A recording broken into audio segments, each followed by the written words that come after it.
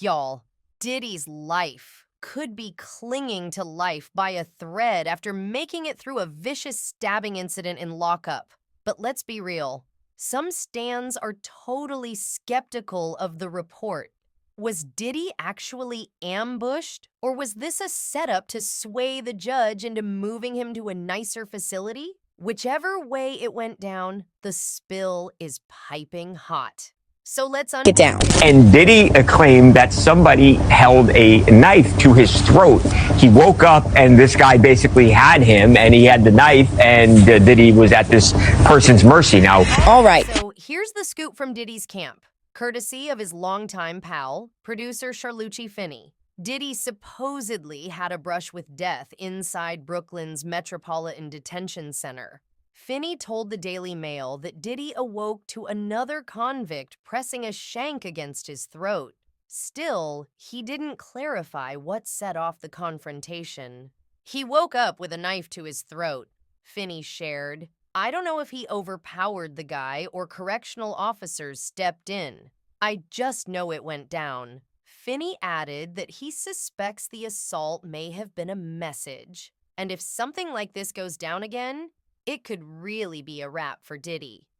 It was probably a way of saying, next time, your luck's gonna run out, Finney explained. It's all about sending a message.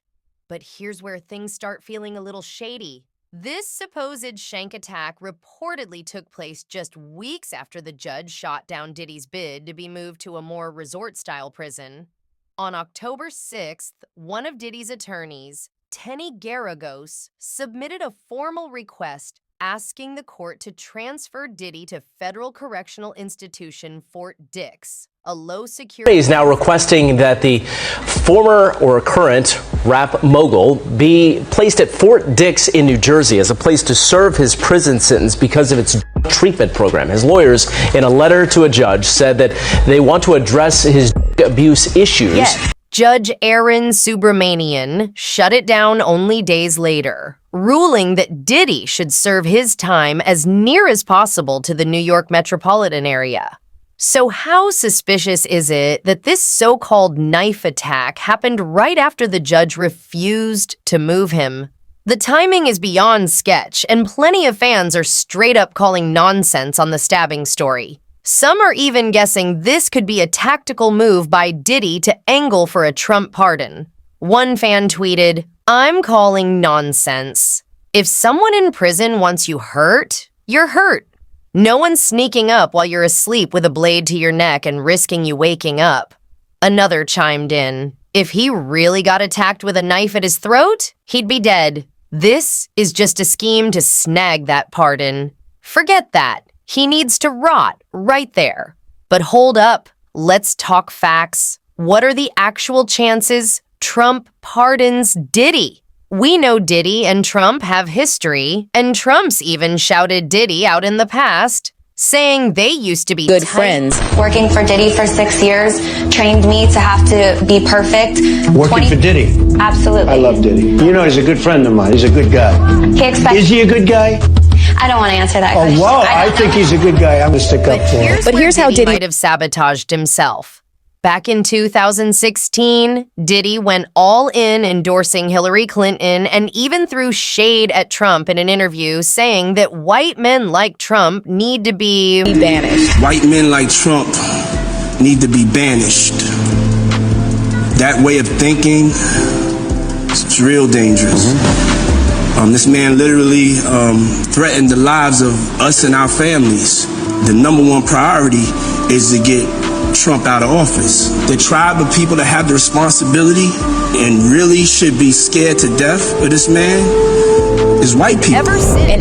That old school New York chumminess between them has totally fizzled. And if we know one thing about Trump, it's that he doesn't forget. So flash forward to today, when Trump was recently pressed about possibly pardoning Diddy, he dismissed it as tough, which, coming from him, basically means not unless there's something. I was very friendly with him. I got along with him great, and seemed like a nice guy. I didn't know him well, but when I ran for office, he was very hostile. He said some not so nice things about you, sir. Yeah, and it's hard, like you, we're human beings. Right. And we don't like to have things cloud our judgment, right?